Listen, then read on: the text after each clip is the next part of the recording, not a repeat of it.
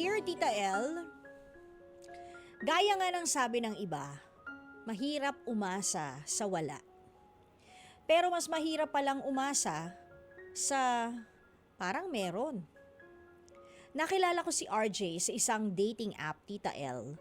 2 years na akong single nun at handa nang umibig ulit. Habang si RJ naman ay kakagaling lang pala sa breakup. Sa ilang buwan naming pagdi-date ni RJ, nahulog ang loob ko sa kanya. Mabait po siya, super good looking at tipong parang hindi kayang manakit ng babae. Kaya naman after 3 months of dating, naging official na kami, Tita L. Grabe yung kilig ko noon dahil handa na talaga ako to be in a relationship. Hanggang sa dumating ang 2nd monthsary namin. Halos 1.5 oras na late si RJ sa date namin. Takang-taka ako dahil parang tuliro siya. Kaya naman after ng date namin at paghatid sa akin ni RJ sa bahay, tinanong ko na siya kung bakit. At doon ko nalaman na parang naging rebound lang ako, Tita L. Kwento ni RJ habang humahagulhol na kaya raw siya na-late dahil nakipagkita po siya sa ex niya. Sa ex niya na mahal pa rin daw niya all this time. Wala na akong magagawa kundi tanggapin ng paunti-unti dahil kahit anong pilit ko, hindi pa rin ako ang pipiliin niya. May hindi pa siya natatapos na kwento sa kanyang nakaraan. Dito ko na pupuputulin ang kwentong dumurog sa akin, Tita L.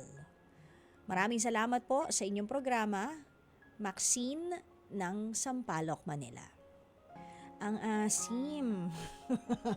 Ang asim. Excuse me. Ang asim ng nangyari na ending sa love story mo.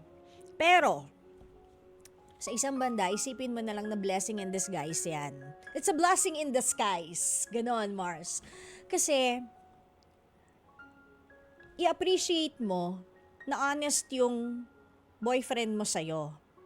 Na may mahal pa siyang iba at ikaw ay naging rebound lang. Kesa naman sa pinagsabay niya kayo kasi hindi kanya kayang saktan or hindi niya kayang maging honest sa'yo. Or selfish siya, kaya gusto niya kayong dalawa. Na ang team song niya, sana dalawa ang puso ko. At least, hindi siya ganon. I-appreciate mo yon sa kanya that he was totally honest by saying na, sorry, ikaw ay rebound. Parang nabanggit ko na yan a few love notes back or sa shoutout notes na minsan ang rebound is our reflex din. Dahil parang therapy para doon sa ng rebound dahil gusto niyang mapalitan na agad yung love na nawala sa kanya, but then again, it's not healthy. 'Di ba? Para doon sa ni-rebound niya na lalaki or babae kasi it would affect naman din emotional and mental health. You always asking, why am I not good enough? Why? How could you do this to me? 'Di ba? So hindi rin siya healthy para doon sa taong ni-rebound. Pero Maxine, isipin mo that there is nothing wrong with you. Ayaw nang gumana ng bell. Yan, paus na siya. Itapon na to, ha? Isipin mo, Maxine, that there's nothing wrong with you. You are good enough, but not for him. Kahit ang sakit, di ba, ginawa kanyang rebound, pero wag mong iisipin na you're not good enough. Yes, you are.